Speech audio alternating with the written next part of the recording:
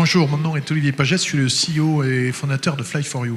Alors je voudrais vous parler d'Internet industriel des objets, et particulièrement du mariage extrêmement vertueux entre l'Internet industriel des objets et le traitement de la data à l'intérieur de ce type de device, de boîtier, par des techniques d'intelligence artificielle et de machine learning.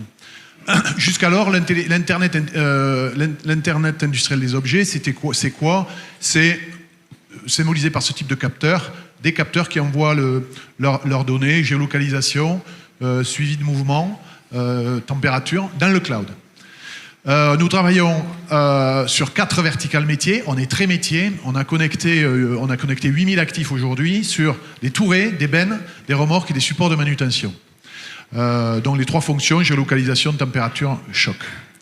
Il y a 18 mois, on s'est rendu compte que la data que nous produisions par ces valeurs brutes de capteurs n'était pas suffisante pour embarquer des dizaines de milliers ou des centaines de milliers d'unités. Le deuxième point, c'est que nos clients nous demandaient des données de plus en plus complexes par métier, puisqu'on voulait être spécialiste de ces métiers, il fallait les écouter. Et en fait, je vais vous faire une longue histoire courte. On avait une source d'information qu'on n'utilisait pas et qu'on n'utilise jamais dans l'Internet des objets. C'est la data produite par l'accéléromètre, donc un capteur de mouvement, qu'on a traité on a réussi à traiter par du machine learning et même du deep learning à l'intérieur du device, tout en conservant des autonomies de boîtier de l'ordre de 5 ans.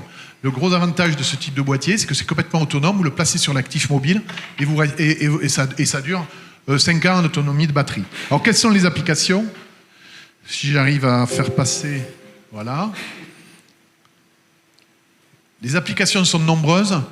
Aujourd'hui, par exemple, Nexans, numéro 2 mondial en matière de tourées de câbles, est capable en matière de câbles, de fabricants de câbles et de tourées, et de fibres, est capable de calculer la longueur résiduelle de câbles sur son touret, et donc de créer une data qu'il monétise auprès de ses clients, par exemple. Je sais pas où j'en suis en termes de data. On est à peu près au rouge là maintenant. Voilà. Mais Bart, non seulement il s'intéresse au mainframe, vous l'avez vu tout à l'heure, mais alors c'est un gars qui est fan de IoT. Hein. Les tourées, les supports de bennes, tout ça, il m'en parle tous les jours. Oui, il faut varier les plaisirs. Alors, quelle solution IoT face à une demande client qui concerne des données métiers de plus en plus spécifiques? En fait, c'est le ROI. Le ROI, l'Internet des objets pâtit d'un ROI limité. Donc, traditionnellement, dans nos pays, on travaille sur le coût. Nous, on a décidé de travailler sur la valeur. Et clairement, aujourd'hui, Nexans, pour ne pas le citer, est quelqu'un qui vend de la data et qui est passé d'une logique produit à une logique produit plus service. Dans un grand acteur de l'aéro, c'est un acteur mondial de l'aéronautique, vous le retrouverez facilement. On est capable, avec ce type de technique, de savoir si un actif qui est dans un avion a décollé ou a atterri, de façon à couper la radiofréquence du device et donc de créer de nouvelles valeurs. Donc en gros, ce qu'on veut dire, c'est que l'IoT industriel est au départ d'une nouvelle ère au travers de l'intelligence embarquée dans ce type de device. Bon, eh bien, écoutez, tout est dit, hein, Olivier.